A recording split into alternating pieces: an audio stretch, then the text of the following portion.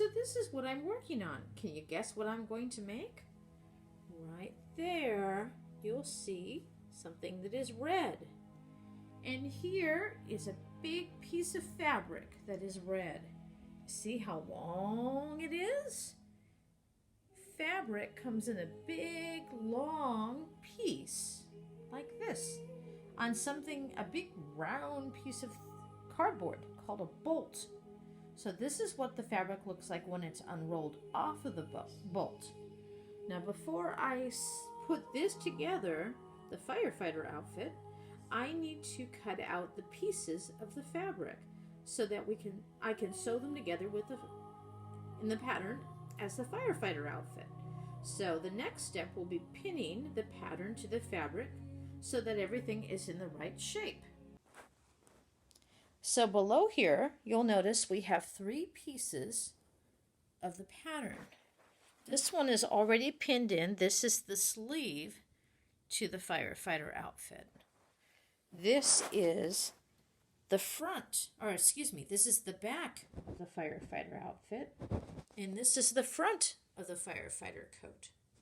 So the next thing we need to do is line it up on the edge of the fabric like this, because we need a fold in the back so that the piece is continuous across your back, or else there will be 4 pieces instead of 1 piece. So now I'm going to pin it in place. The pin goes down into the fabric and through the pattern. I have to be a little bit careful because you notice this is my floor, my carpet. I don't want to pin it in the carpet because I don't want to make the carpet into a firefighter outfit. That wouldn't be too comfortable, would it? So I have to lift the pin a little bit and kind of flip it over and hook the pin and the pattern at the same time so it doesn't move like these pieces.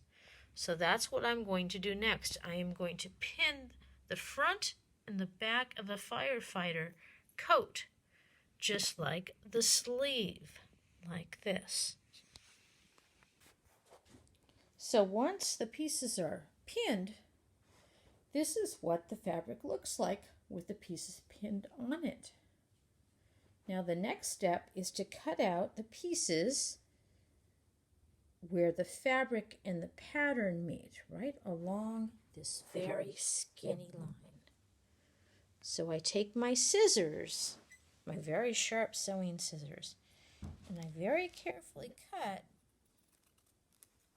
along this line. There's my scissors. And then the piece comes out. I need to be careful not to cut into the white part of the pattern, because if I do that, then I will not have that piece. It will have a giant hole in it. It's hard to sew together pieces that have giant holes. The pins hold it still on the fabric, so when I cut it out, it keeps the shape so I can sew it together. See how I'm being very careful? This is why it's important to practice your cutting with the scissors, because someday you might choose to make something on the sewing machine like me. And if you don't know how to cut with scissors very carefully, then it doesn't turn out the way you want it to. And it's really hard to sew it together. You have to be careful around the corners, like that.